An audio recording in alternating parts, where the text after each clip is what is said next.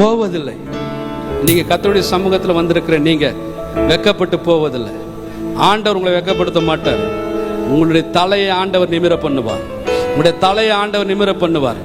எந்த இடத்துல உங்களை இழிவாய் நினைச்சாங்களோ, எந்த இடத்துல உங்களை குறைவா நினைச்சாங்களோ, எந்த இடத்துல இவங்கெல்லாம் ஒரு ஆளா அப்படின்னு நினைச்சாங்களோ, எந்த இடத்துல நம்ம அவமானப்படுத்தமோ, எந்த இடத்துல தோல்வியை கண்டோமோ, அந்த இடத்துல ஆண்டவர் நம்ம எழுந்து நிமிர்ந்து நிற்க பண்ண போகிறார். சிலர் குதிரைகளை குறித்தும் சிலர் ரதங்களை குறித்தும் மேன்மை பாராட்டுகிறார்கள். சிலர் குதிரைகளை குறித்த ரதங்களை குறித்த மேன்மை பாராட்டுகிறார்கள். நாங்களோ எங்கள் தேவனாகிய கர்த்தருடைய நாமத்தை குறித்து மேன்மை பாராட்டுவோம். எங்கள் தேவனுடைய கர்த்தருடைய நாமத்தை குறித்து மேன்மை பாராட்டுவோம். அவர்கள்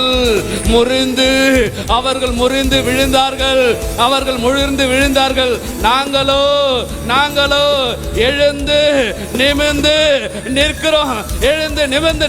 கரங்களை தட்டி ஆண்டவருக்கு நன்றி சொல்லுங்க. ஆண்டவர் நம்ம நிற்க பண்ணுகிற தேவன்.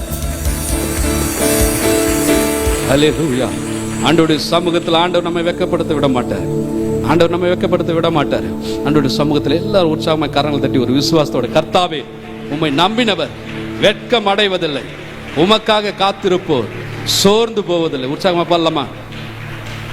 கர்த்தரை நம்பினவங்க வெட்கப்பட்டு போவதில்லை. இல்ல, வேதம் சொல்லுகிறது, கர்த்தரை நம்புகிறவன் செழிப்பான். யாரெல்லாம் கர்த்தரை நம்புறாங்களோ அவருடைய வாழ்க்கையில் ஆண்டவர் செழிப்பை தருவார். வாழ்க்கையில் ஆண்டவர் ஆசீர்வாதத்தை தருவார். இந்த கால வேளை ஆண்டவருடைய சமூகத்தில் வந்திருக்கிற நம்மை ஆண்டவர் ஆசீர்வாதத்தை தான் அனுப்புவார். நம்ம வெறுமையாக அனுப்பவே மாட்டார்.